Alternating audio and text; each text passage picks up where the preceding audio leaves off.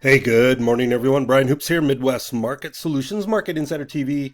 This is our opening commentary. It's Monday, September the 15th. Thanks for joining us. We hope you had a wonderful weekend and are looking forward to today's trade activity. Overnight markets have closed. Let's take a look at them. Dollar index a little bit firmer. Nat gas basically unchanged. Crude oil slightly firmer. Stock market is higher. We're almost in the roll period. We are in the roll and almost to the end of the September S&P futures. There's still more volume and open interest in September than December. But if you're looking at longer term a trade, you want to be in December contract as the roll will complete this week and September will go off the board. Gold and silver down a little bit. Corn down 4.25 cents. Beans were lower as well. When I went to work and sent out the newsletter at 6 this morning, we were down sharply in soybeans. We've come back to close overnight just a half cent higher. Meal down, oil share higher, and wheat is mixed. Chicago up 1, Kansas City unchanged, Minneapolis up 1. So let's talk about markets in here and what we can expect with today's trade, some of the highlights from last week. I will be doing RFD TV this morning, 8:15 Central Time. Hope you have a chance to tune in as we kick off the week, the trading week. I'll be the first guest for the entire week, kind of setting the tone for the week and what we can expect for the week in both the grain and the livestock markets. If you haven't already, follow us on Twitter, Midwest Markets, and Brian Hoops, and visit our website, MidwestMarketSolutions.com. Okay, let's talk about weather here to start off with this morning.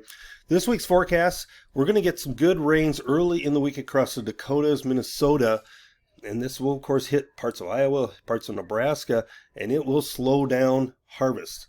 As those good rains are going to fall. We're also seeing a lot of winter wheat seedings up in Montana and those northern plains areas of the winter wheat where they plant some crop yet in Washington State, Idaho.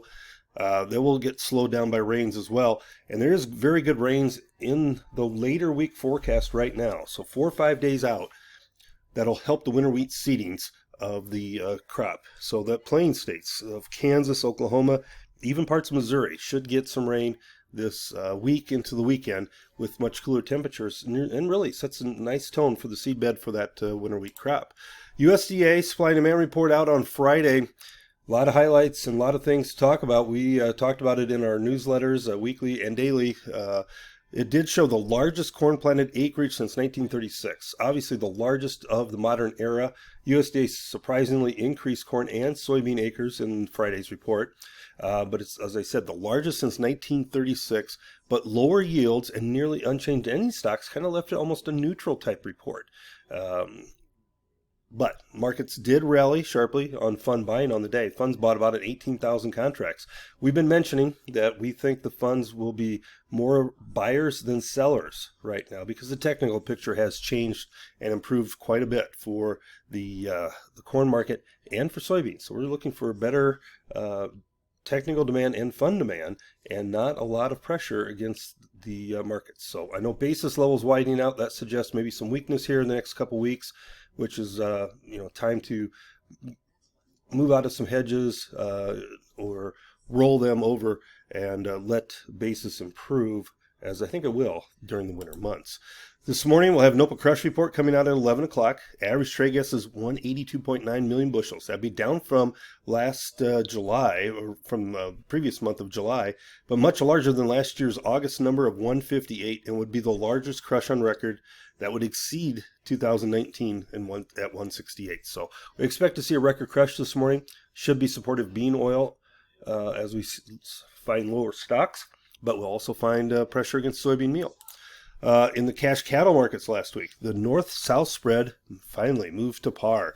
We've had much stronger northern trade here almost all of 2025, but then the last several weeks, that spread has narrowed and supplies were tighter in the south. So in the northern trade, 240 live, 375, 380 dress, $2 to $5 softer.